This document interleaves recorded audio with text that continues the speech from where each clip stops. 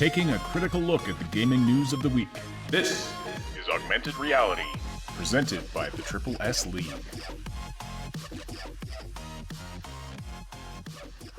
Hello and welcome to the Augmented Reality Podcast for March 13th, 2018. My name is Asheninity, powered by Pure Hype, as always, and I'm here, as always, with Cybsidian.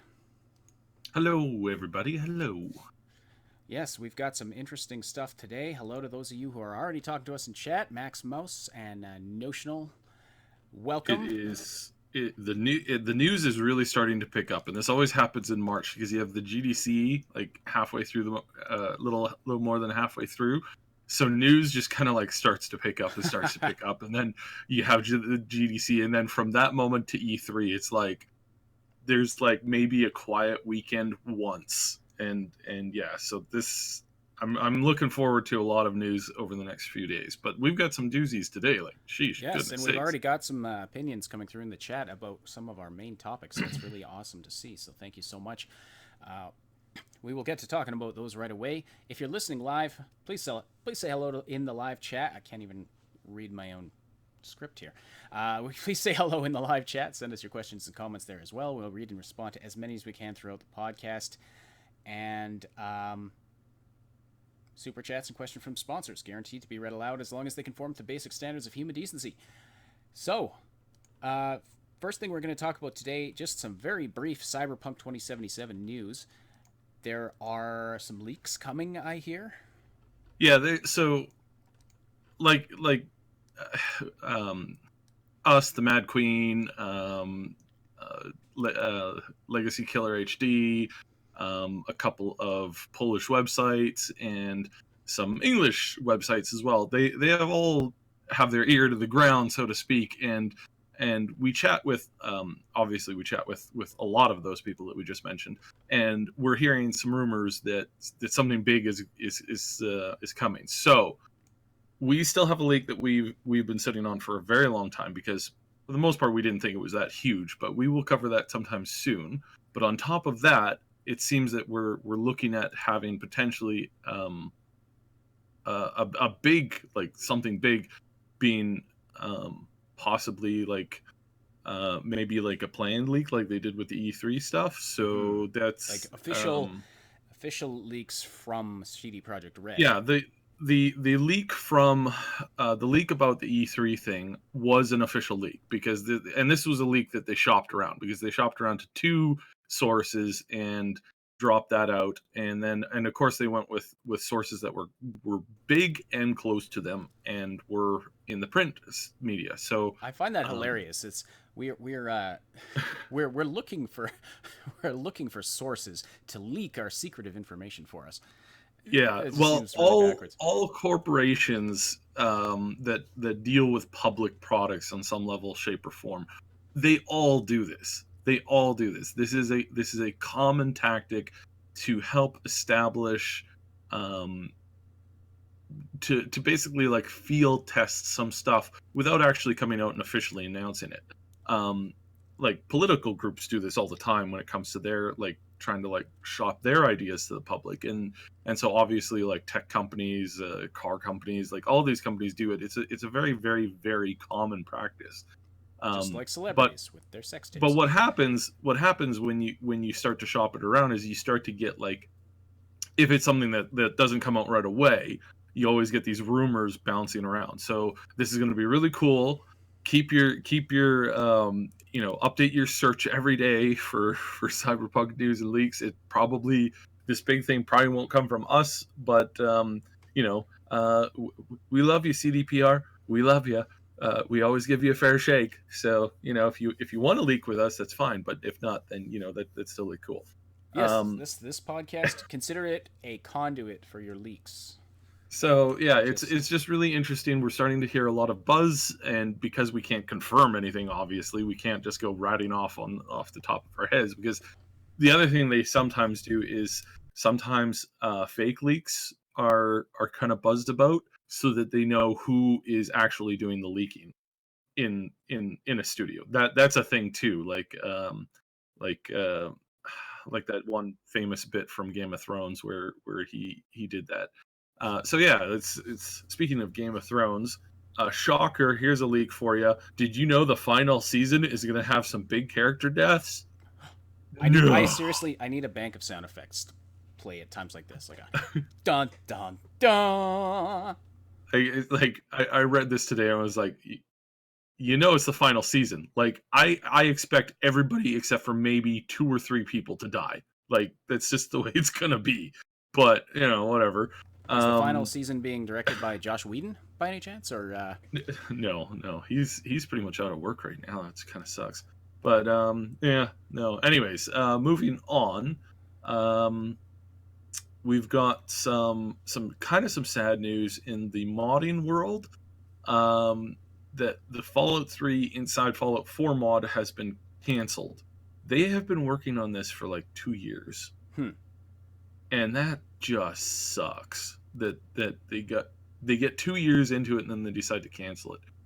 They did not cancel it because of Bethesda, but they had talked with a couple of Bethesda people, and the response was the same. There was a lot of basically this. It's like, you guys know what you're doing, and the way that you're doing it is illegal, right?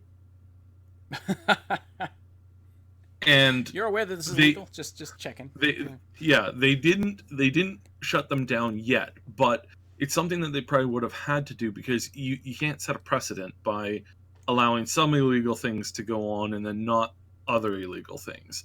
But at the same time, I think they were, you know, they were definitely playing softer than they played with other things, like some of the multiplayer stuff and some of the other mods and stuff, where Bethesda has been a lot more hostile to them. So yeah, so that it's really interesting to see and to kind of like guesstimate what's going on and that kind of stuff. So yeah. Interesting. Yeah, well, I mean, it's only illegal if Bethesda says no, you can't do that. So really, that is the linchpin there. Like, if Bethesda says yes, you can do this, you have our blessing, then that should be legal. But if they're sort of subtly hinting to them that yeah, this is a bad idea, then it's probably a good idea that they shut it down. Yeah, it would have been nice for them to have that information before putting all this work into it. Mm-hmm. So I'm guessing they were like recreating quests and everything, like with voice acting and all Yeah, that. they were the big thing that they were doing, I think, is they were utilizing the same voice actors, like the same voice stuff from the lines, and it's 90,000 lines in Fallout 3. It's not as much as in Fallout 4, but it's still a lot, and Yeah. that's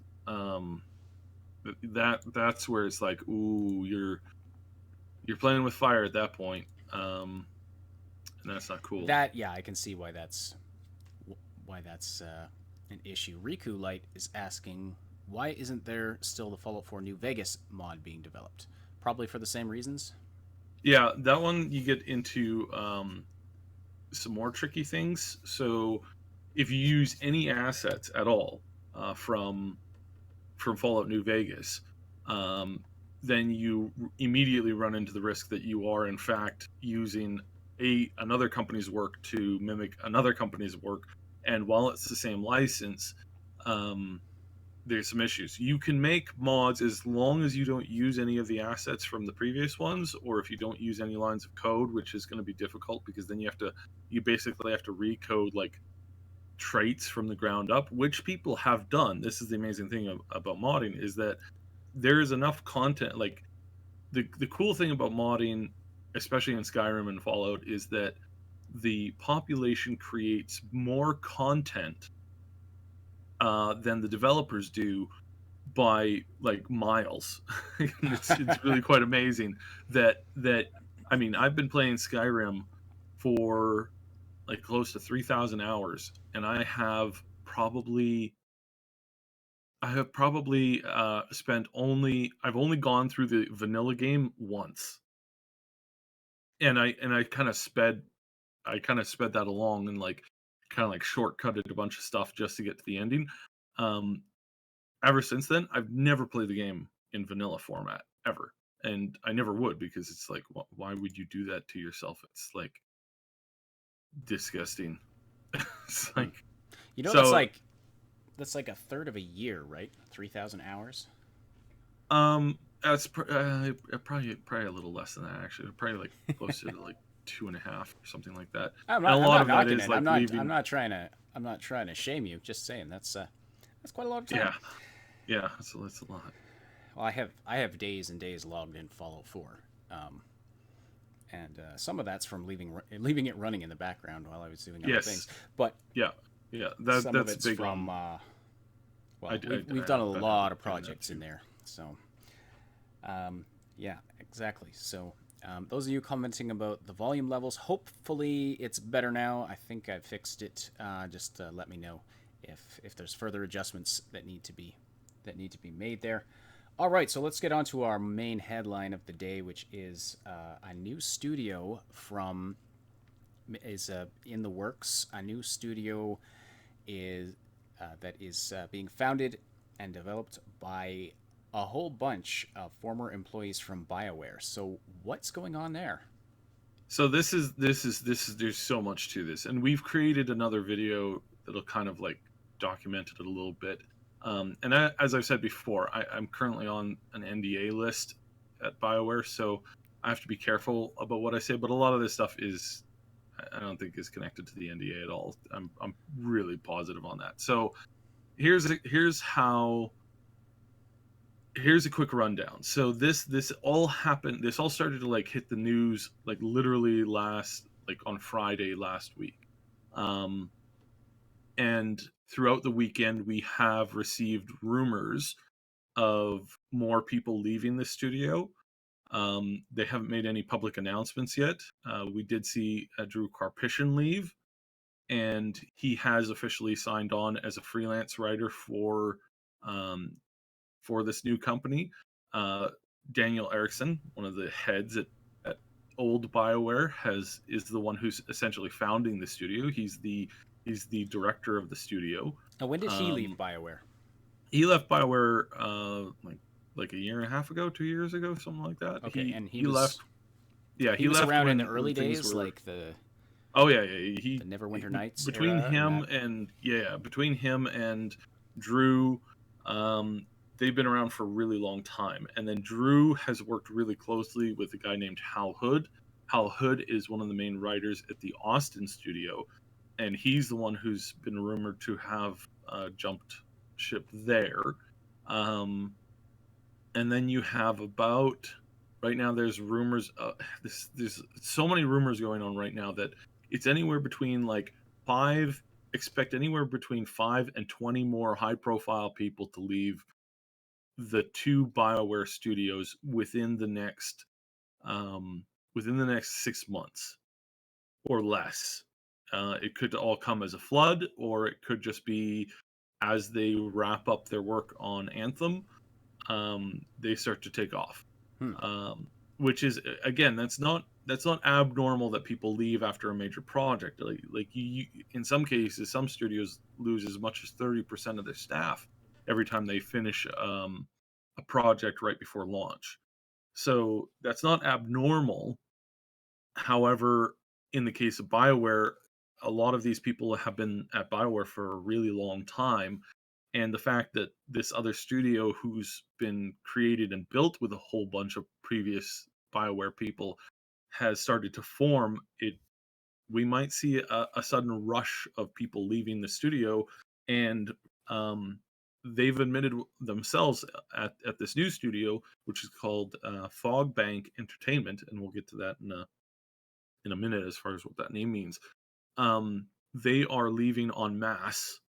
They're hiring en masse. So they're hiring probably another 40 people, they suggested, either getting the numbers up to about 40, 50, or in around there. So that's the makings of a major studio.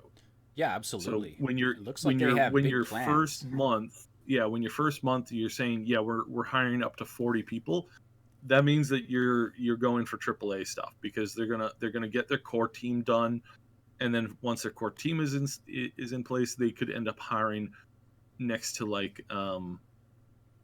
probably next to like 100 150, 200 people Right. would be reasonable. They might stay small. We've seen a lot of really good games come out. Like, I mean, look at Kingdom Come Deliverance as far as what they were able to do with that with such a small team. That's really shocking and amazing. And the work that these guys are working on is right now they've said that it's narrative driven, story focused, and potentially an episodic format. I'm not a big fan of episodics because they tend to take forever, Mm-hmm. But it's and a they way tend to. to. It's certainly a way to increase your revenue in the Mhm. earlier days if you're a if you're just getting started as a studio.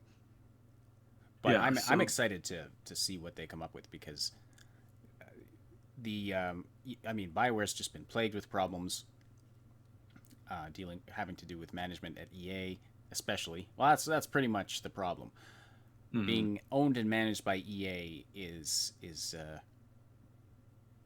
really messing with the studio. We saw what happened with Bioware Montreal, just completely getting shut down after the failure of Mass Effect Andromeda. And they didn't even make a DLC, and that speaks volumes as to how insane the failure was. Like, Mm-hmm. that is the failure behind that is legendary. When you can't even pump out a DLC for what 5 years, 6 years beforehand was one of the like highest ranked one of the highest ranks IPs in the entire gaming world. Like, that is disgustingly a massive problem. Like, Yes, absolutely. That well just goes to show how much much of an unfortunate failure that was. Andromeda could have been something amazing. It yeah. could have been a game that So we were talking about for years to come, and yet it's old news now, less than a year after it came out. yeah. So focusing back on this new studio, it's called Fogbank. Fogbank is a code word for material that's used in a nuclear weapon. So they could either be playing it up that way, or they could be playing it up as like a fog bank, sometimes referring to like a massive amount of fog in a single area, which I think the previous is a lot cooler than the latter. So Or maybe um, both. I mean, yeah, what so better it's place to build nuclear weapons than under the now cover they're of they're fog? probably they're probably a year or two at the very least out from even seeing what they're starting to work on. So this studio is a long way off and is going to take a lot of patience from the gaming community before we see something really, really, really super awesome. Um, but I think here, let me just move my microphone back to okay. So I think what we're going to see from them over time is we're definitely going to see writing that. I mean, these are the guys who wrote Knights of the Old Republic. These are the guys who wrote um, a good section of the Baldur's Gate, the Neverwinter Nights, which, by the way, the story in that is amazing, and the DLC, some of the DLCs for Neverwinter Nights is amazing and just spectacular. Um, and then on top of that, we've got a whole bunch of other stuff coming in down the road. So yeah, this is going to be quite grand in its scale and quite impressive in its direction ultimately. But for now, it's like the more BioWare starts to fail, the more BioWare starts to do things that are not a very good idea, the more we will see this company start to take form and start to become more and more and more um, prevalent.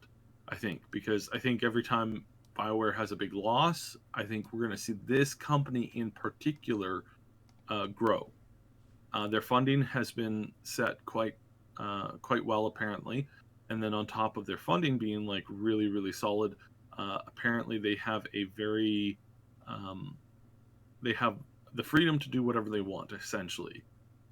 Right. They are being funded by essentially they're being I think how the funding works is I think they're being funded by Fox essentially, Fox has just sold off a bunch of their entertainment stuff to Disney as part of the reacquisition of all of the Marvel characters under a single brand now.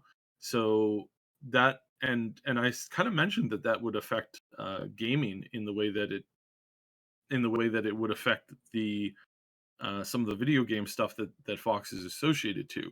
So they're getting this huge sale. So as far as I understand it, this company is being kept by Fox, and what is being done is they're getting this huge influx of cash to say create something good with a great team, because video games are on the rise. Money is for this industry is going through the roof.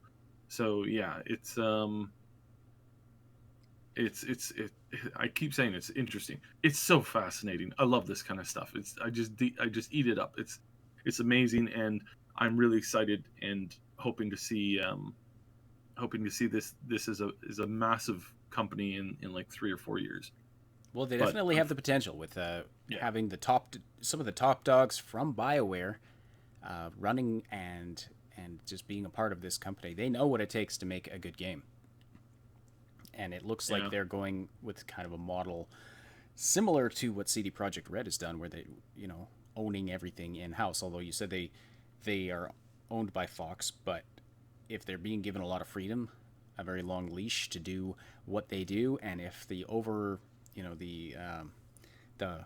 parent company doesn't try to micromanage things, the parent company that does not have the expertise lets the studio that has the expertise do what they do best, that could be a very, very good model for the gaming industry in general. That could be really a cure for the EA infection that's happening and all the studios that have gone under because of their mismanagement.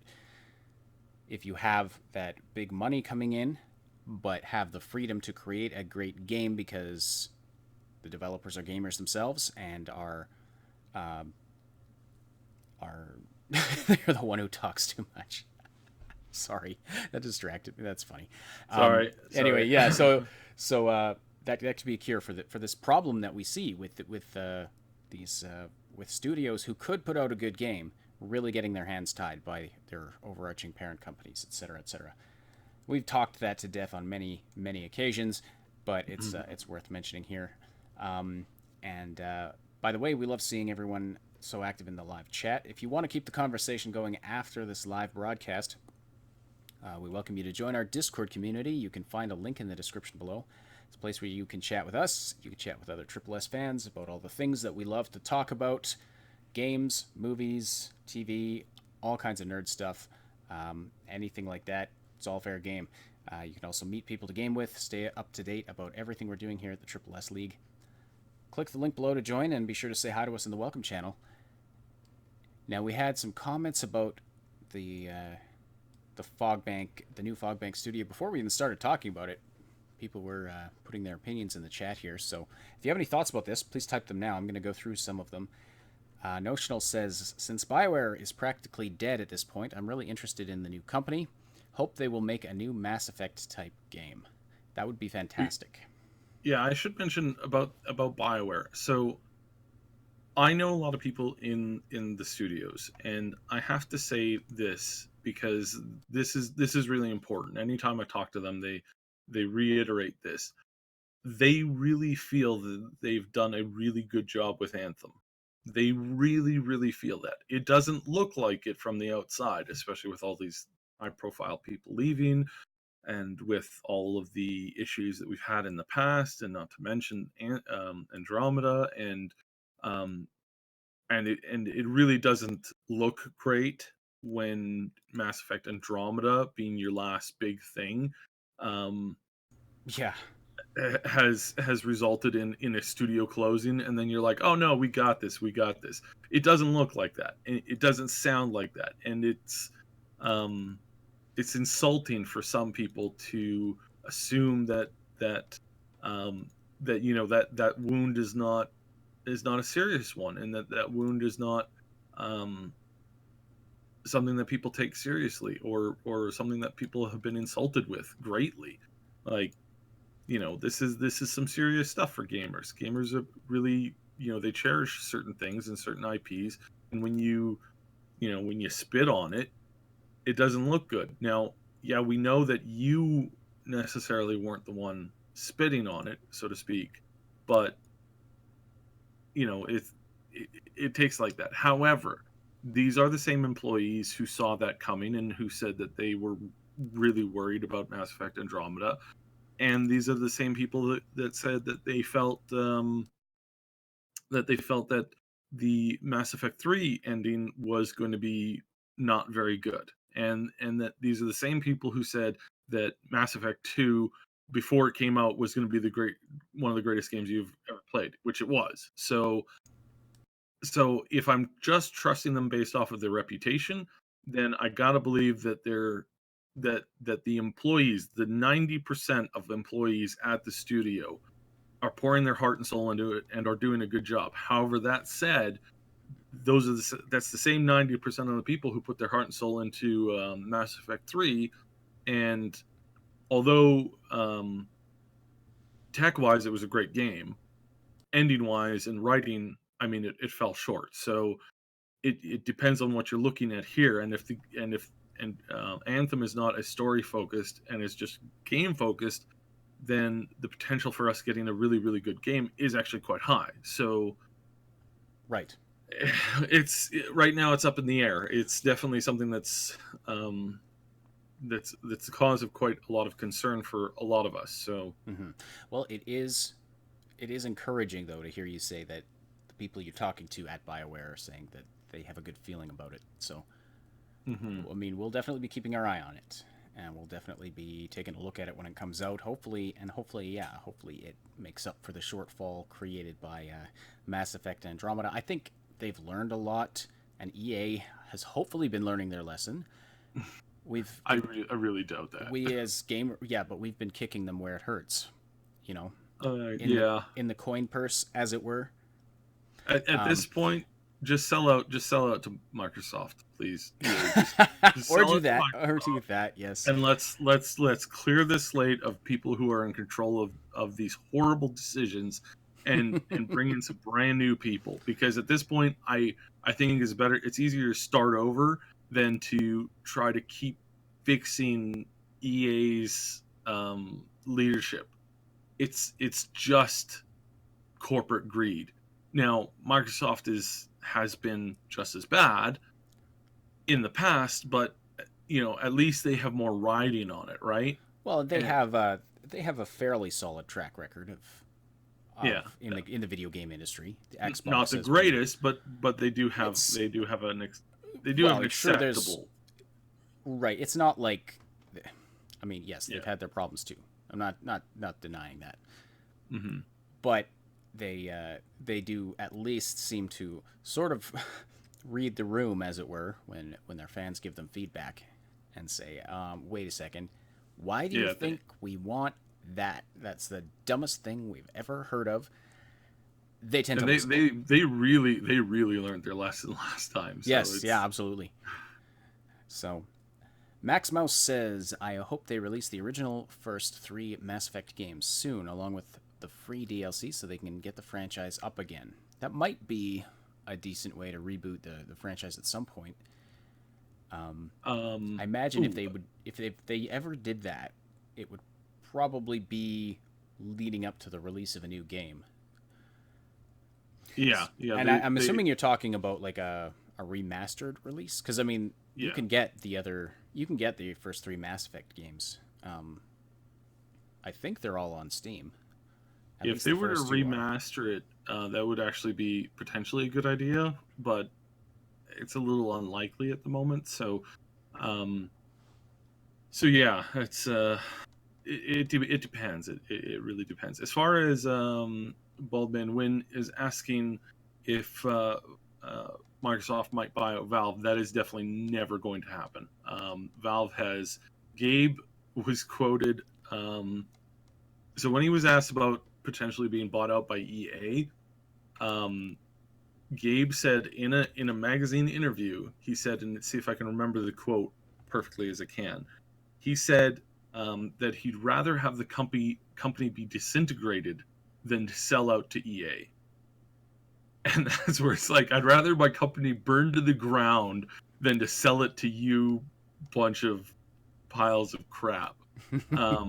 And they do not he doesn't play well with EA, so them selling out to Microsoft is highly unlikely. I mean, they're at the point now, Valve is getting so big right now, financially and from a point of power perspective, that they're already, I mean they already make billions of dollars a year. Their company's worth is closing in, rumored to be closing in on $500 billion. So it's why give that up? There's no end in sight. There's literally no end in sight. They can expand till the point where they're a household name on the entire planet, and they're still not going to be anywhere close to taking a step back. So I don't see it. All that money, and yet there's still no sign of a Portal 3. Yeah, What well, the heck, they did make an announcement the other day that they are starting to work on games again, which everybody's hallelujah, because seriously, what did you forget that video games are why we like your company? They've made some of the most popular titles in existence, and yet they stopped making games. That is kind of weird, but it seems like, being such a massive company, they should still have a development division. But I don't know.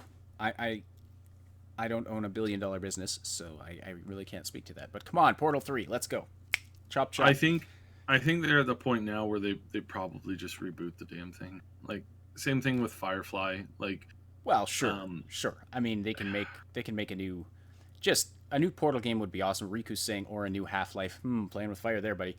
That's those are touchy words sometimes in some crowds. I mean, it would be great to see Half-Life 3, obviously, but we've covered before that it's we've got confirmation that it's never going to happen. Now, this is way off topic, but does that exclude a potential Half-Life reboot of some kind?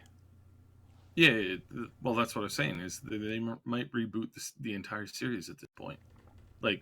Oh, you were talking about Half-Life. Okay. Yeah, no, that's definitely on the option list, because as it's been noted with the way that the story has come out, that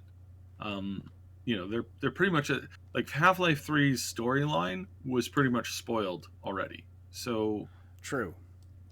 Yeah, that leaked out, so you can. For those who really want a Half-Life 3, you can go seek that out. But it would be fantastic to see that series get rebooted, or any of the popular Valve series is. Cyber, I was going to ask you, what's the protagonist from The Witcher called again? Siri, of course, Siri. So, anyways, moving on, we have a quick question here from Max House, and yes, I know the real answer to that. I'm just not answering it. Max House is wondering if Bioware can leave EA, and they had the opportunity to while the doctors were still there, but since the doctors left, that was pretty much taken off the table. At this point, it's not like Bungie buying themselves back from Microsoft. I don't think BioWare can separate themselves from EA at this point without losing pretty much everything that they've built so far. And not to mention that where they get the cash from to do that, and the fact that they're not interested in doing that, I don't know. Mad Queen. The Mad Queen was asking. Yeah, I just was Googling this quickly, because she's asking, wasn't J.J. Abrams going to be looking at making a Portal and or Half-Life movie? And the first thing that come up was an IGN article from September 2016 saying that he's confirmed that Portal and Half-Life movies are still in development, and we can expect a Portal announcement fairly soon. But that was 2016. 2016. I will, as we continue here, I'll see if I can find anything more recent than that. But it's like the Witchblade It's like the Witchblade movie.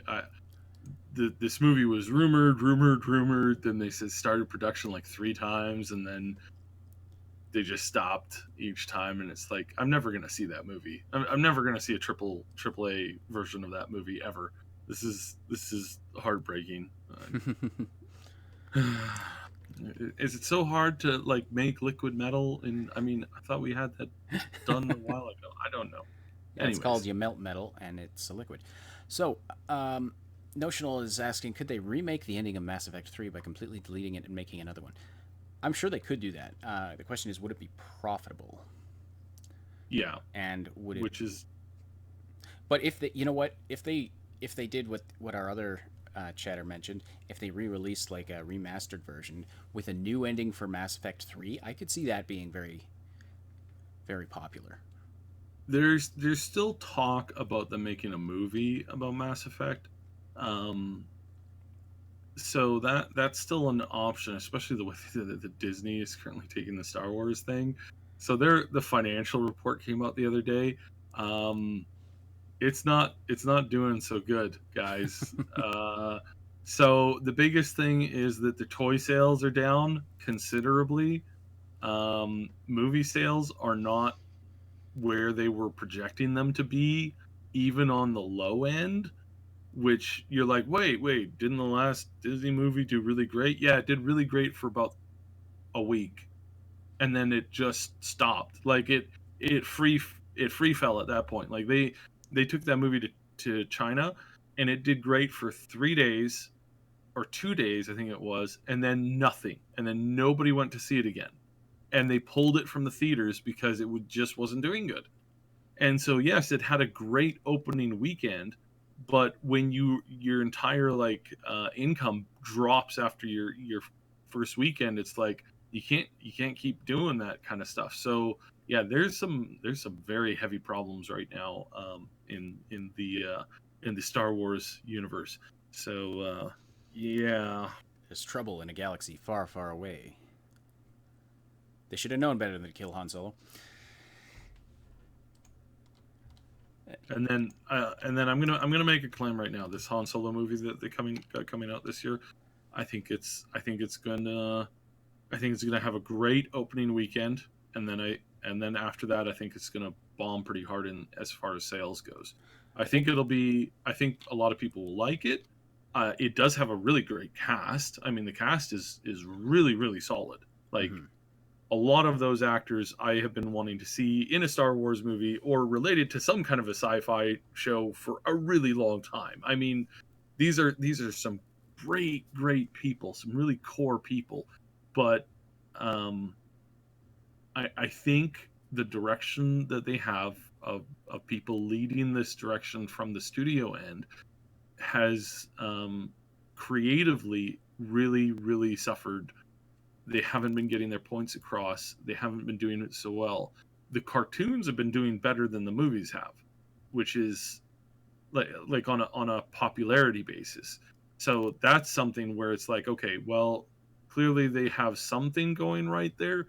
It's just the wrong people are in the wrong positions right now, and they probably need to look into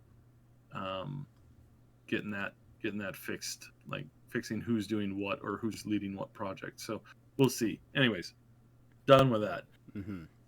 Or Rico just asked, do you guys think this Han Solo movie will introduce a backstory of how he met Chewie? I would imagine so. Thinking back to the teaser, wasn't Chewie in that? I think so. But I'm not positive. I know that they rewrote that part because it used to be there used to be some novels for it, but I think it's been changed again. So it wouldn't surprise me if they've up and changed it for no reason. But yeah. Anyway, State of Decay 2. You want to talk about doing something right? Oh my goodness! So guys, State of Decay 2 has announced their price tag, which is $30 for the State of Decay 2. And you're going, $30 for a AAA game about zombie survival? That seems too good to be true. There must be microtransactions in there somewhere, right? Well, turns out that the company has come out and said they are not adding microtransactions to the game at all. They will be offering large DLC packages in the future. So another studio that has taken the concept of you got to make your money in microtransactions and has thrown it out the door. So everybody listening to this, if you haven't played State of Decay, if you haven't seen or looked into State of Decay 2, check it out, because these guys are doing good by the gamer community, and I really hope this game does really, really well. Yes, absolutely. We are looking forward to it. Looking forward to giving that one a try. And speaking of horde zombie style games, Fortnite is coming to mobile platforms. I saw this yesterday and I was like, wait, what? And I was like, well, okay, this is, you know how I talk about how I have an emulator and I use a mouse and a keyboard for a lot of games that are touch based. It's like, oh baby, I'm gonna finally like get a solid set of wins in this game. This is gonna be great. And then they said this.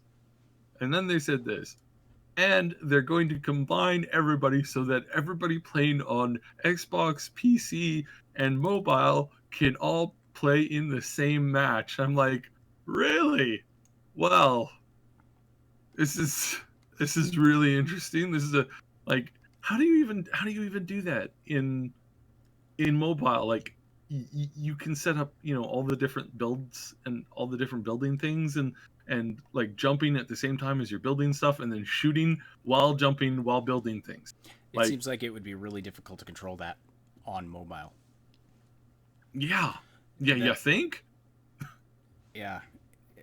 Like, I don't know, like, but they surprised us with the Battle Royale mode though, so it's doing very well. So we'll see what they can come up with, but that I can see that being very difficult. Unless very people do very what we do difficult. and use their keyboard and mouse with the emulator. Just do it that way. But well, why not? Because it's like, now this is very interesting. I'm this is a little off topic, but I'm just on IGN's page and I just saw a news report video talking about how Fox is possibly talking about rebooting Buffy the Vampire Slayer. oh really? So there's an interesting tidbit for all of you.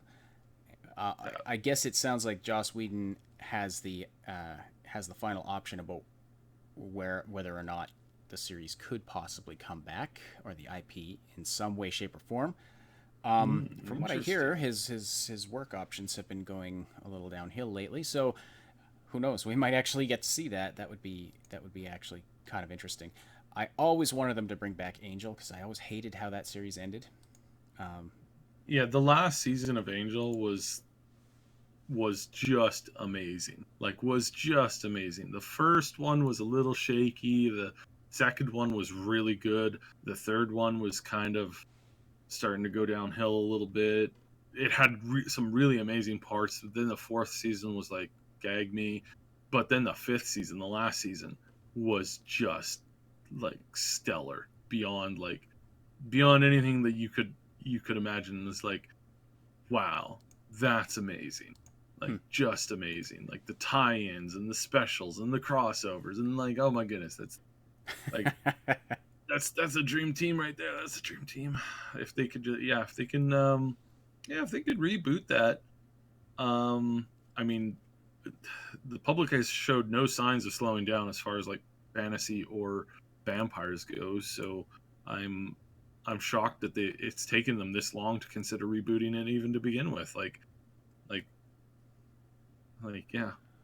Well, Fox had a bit of EA syndrome for a while there, in what they were choosing to cancel. So yeah, that's true. I mean, they haven't always been like good with some of those decisions. Like, sometimes they cancel shows for the wrong reasons. Sometimes they keep shows going for the wrong reasons, and yeah.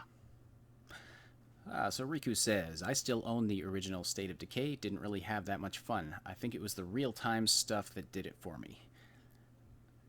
I can't really comment on that because I haven't played it myself, but that's too bad. Hopefully the second one is an improvement over that. And then Extreme Zombie.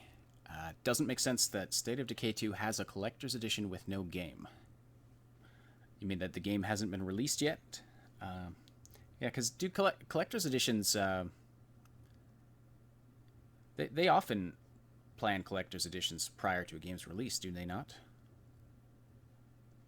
I know Dishonored 2 had one, and you got like the Corvo mask or something with it. I am trying to find this actually.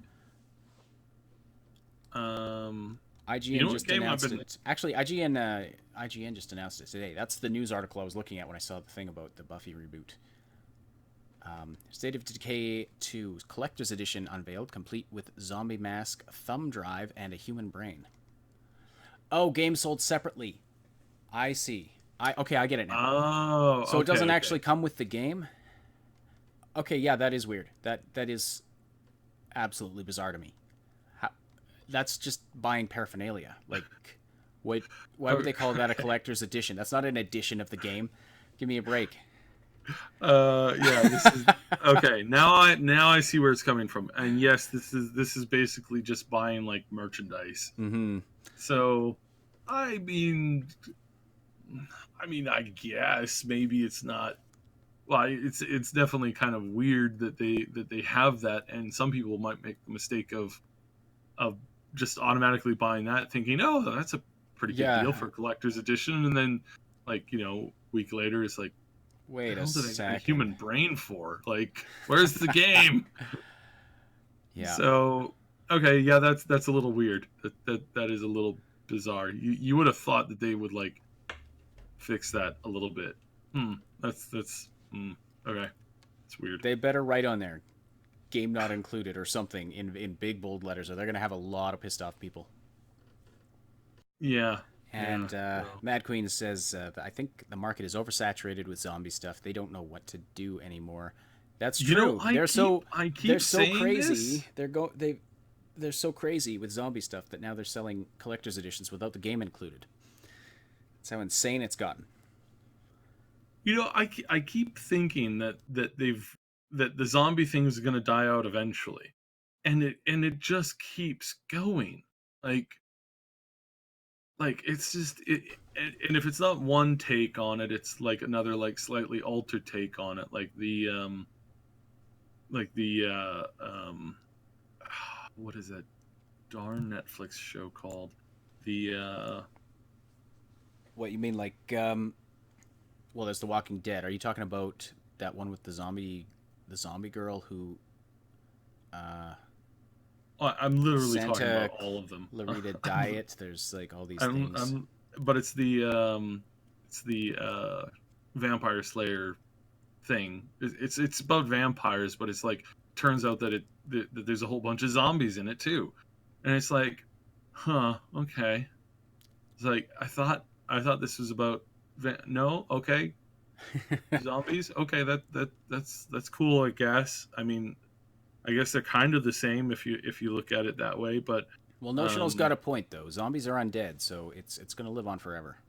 Yeah. It is a fun genre. Like, you got to give it that.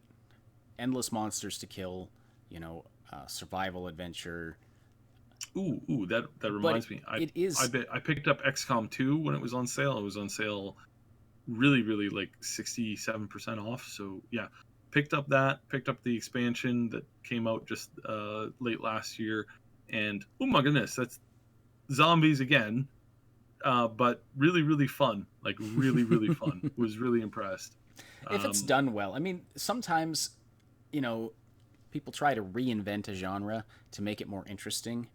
I'm looking at you, Twilight, and they wind up making it terrible. Sometimes you just got to stick with the classic and just work with that. That's my opinion. So, Riku says, we've had zombies, some werewolves and vampires, but what about Frankensteins Monster?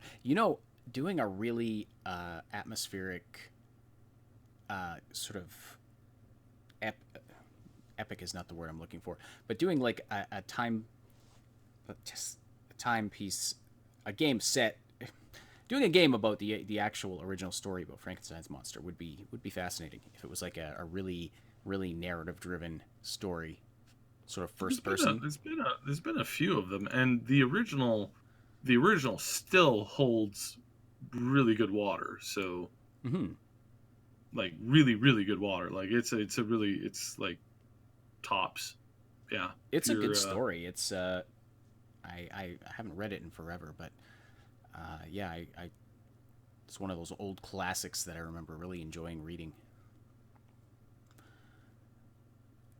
Yeah, it's a pretty solid one. Mm-hmm. So, all right. But I can give that there has been a bit of oversaturation with zombie stuff. But again, still, if it's done well, like if State of Decay 2 is done well, then that's really what matters. The multiplayer capacity in State of Decay 2 is looking to be really really amazing. Yes, and it's just the way that they handle it. I think the way that they give you a lot more freedom than you have in other games, and then the way they like add in the base building, and the way that they've added in like team essentially raids and like challenge missions and stuff like that. There's a lot to do in it, and there's a lot to stay doing in it. This whole team-based multiplayer stuff is really, really starting to come back. Like we're really, really starting to see it come back in some pretty substantial formats. Like we're going to see, like we're seeing this. We're seeing what's that? Sea of Thieves. We're seeing that other pirate ship game. We're seeing a lot of this stuff come out constantly, where it's pushing the team play, the 4 to 5 people, and I'm really glad about that, because it's been too long since we've had that. Like that was the main thing that drew me to MMOs was the team play, the 5-man teams, and then of course the 40-man teams, but that's a little bit more difficult to pull off. But right, but the 5-man teams, that being the core of what you're doing, yeah, keep that going, because I enjoy that. I always enjoy playing in teams. And right now there's not that many great team games to play right now, that a lot of people are playing, like, en masse. Like, if we could take like, a handful of people and just like hop into a game right now, there's a big selection of them, but not everybody has the same ones. So so getting a couple top 5s, then more people are guaranteed to have at least one of those top 5s, and not Destiny 2, because it sucks. Baldman Win is plugging our Discord in the chat. Thank you very much. Glad you appreciate that. We're just trying to create a space there where gaming fans and nerds can get together and just talk about the things they love to talk about, and make some friends, find people to game with, all that kind of stuff. So yes, you can find the link in the description below if you would like to join up, and you can talk to us and say hello in the welcome room, and we'll definitely say hi back, and we'll stay up to date with everything that we're doing. Thank you, everybody, for supporting this show and for the great conversation in the chat. Don't forget to like and sub if you appreciate this weekly content. If you're listening after the fact on SoundCloud, we thank you for your follows and likes. On iTunes, thank you for subscribing and reviewing our show. And hey, feel free to join us next Tuesday, 12 p.m. Pacific Time, 3 p.m. Eastern Time, for the live show where you can interact with us and other listeners and be a part of the discussion. You saw all the great discussion we had with chatters today. This was a fantastic day. Thank you all very much. The Augmented Reality Podcast is a presentation of the Triple S League. Check out our YouTube channel for game guides, reviews, comedy, news updates, and tons more quality gaming content. My name is Asheninity, and on behalf of Cybsidian, thank you so much for listening, and we will talk to you next week.